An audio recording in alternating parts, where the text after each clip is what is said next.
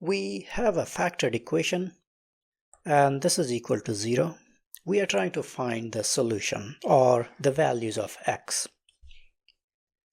Well, this is a factored equation, so it's the first term multiplied by the second term and the result is 0. Now to solve, we can think of them as two numbers. This is the first number and the second number, and we are multiplying them together and the result is 0. Now let's do some logical thinking here. When does it happen that you multiply two numbers and the answer is 0? It can only happen in three situations.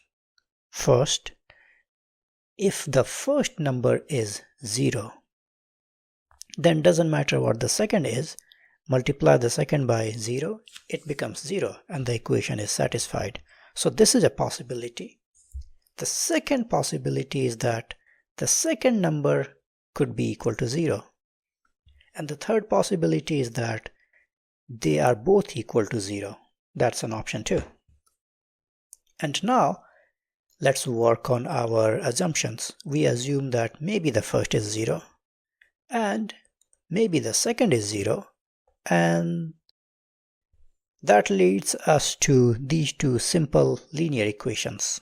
The first one gives x as 3, the second gives x as -2.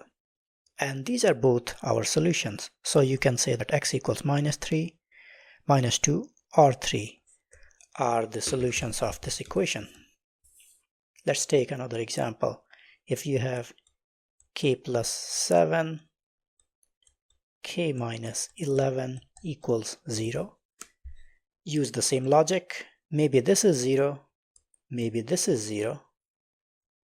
K plus 7 could be 0, k minus 11 is 0. So k is either -7 or 11. So the solutions are -7 or 11.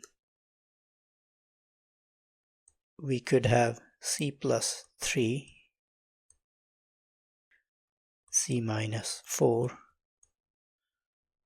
c plus 13 equals 0.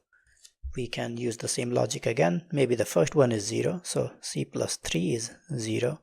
Maybe the second one is 0, so c minus 4 is 0. Maybe the third one is 0, so c plus 13 is 0. This gives you c equals -3, c equals 4, and -13. So the solutions could be -3, 4, and -13.